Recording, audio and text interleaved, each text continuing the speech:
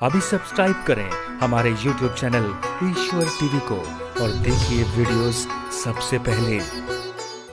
अब राजा परीक्षित ने कहा, महाराज जरा ये तो बताइए, ये जो पेड़ के अंदर से जो दो पुरुष निकले ये कौन थे? तो फिर बताया है, हे परीक्षित, रुद्रस्यानुचरौ भूत्वा, ये दोनों रुद्र भगवान शंकर के अनुचर थे और कुबेर की संतान थे। किसकी संतान? जोर से बोलो। कुबेर की संतान। तो इनसे क्या अपराध हो गया? एक बार सरोवर में स्नान कर रहे थे, कुछ स्त्रियों के साथ ठिठोलियां कर रहे थे, एक दूसरे के ऊपर जल फेंक रहे थे।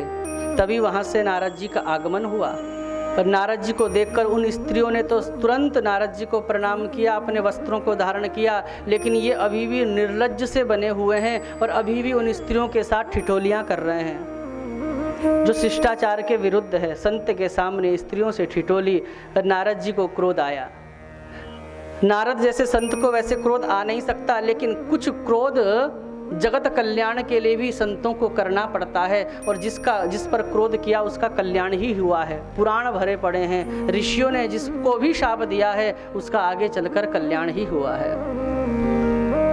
तो नारद जी ने कहा, अच्छा ऐसे निर्लज्ज बने रहे तुम, संत को देखकर तुम जड़ की भांति खड़े रहे, जाओ वृक्ष बने जाओ। क्या बने जाओ? वृक्ष बने जाओ। और ऐसी उद्दंडता इन्होंने की क्यों की माताओं? क्योंकि ये कुबेर की संतान है। कई बार ध्यान से सुनना होता है कि हमारे घर में जब भगवान की कृपा होती है, महालक्ष्मी की, खूब धनाढ्य हमारा परिवार होता है, तो कई बार बच्चों को हम इतनी सुख सुविधाएं आवश्यकता से अधिक दे देते हैं कि बच्चे पथभ्रष्ट हो जाते हैं और जब तक हम उसको सुधारने की कोशिश करें तब तक वो उस पथ पर इतने आगे निकल चुके होते हैं कि जहां से वापस मुड़कर आना संभव नहीं हो पाता। कभी कभी धन की अधिकता से भी बच्चे संस्कारहीन हो जाते हैं। अर्थ को इसीलिए कहा है, अर्थ अनर्थ भी करता है, कभी कभी अर्थ अनर्थ कर देता है। यहाँ पर नारद जी ने जानते हो क्या कहा कि अच्छा कुबेर की औलाद हो, बड़े बाप की औलाद हो, इसलिए संत का मान अपमान करना भी, सम्मान करना भी भूल गए। धन के मद से तुम्हारी आंखें क्या हो गई हैं? अंधी हो गई हैं। और यहाँ पर ये श्लोक बहुत सुंदर है, असतः श्री मदांधस्य दारिद्र्यम परमंजनम आत्मौपम्येन भूतानि दरिद्रः परमीक्षते।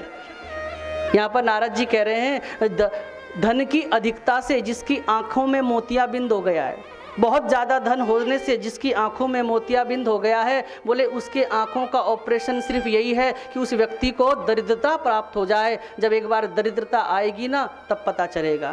तो दारिद्र्यम परम अंजनम, दारिद्र्यम एव परम अंजनम, उसकी आंखों को सुधारने के लिए सिर्फ एक ही काजल है, उसका नाम है दरिद्रता। इसलिए धन दिया है ना तो भगवान की कृपा समझना। प्रेम से कहिए श्री राधे।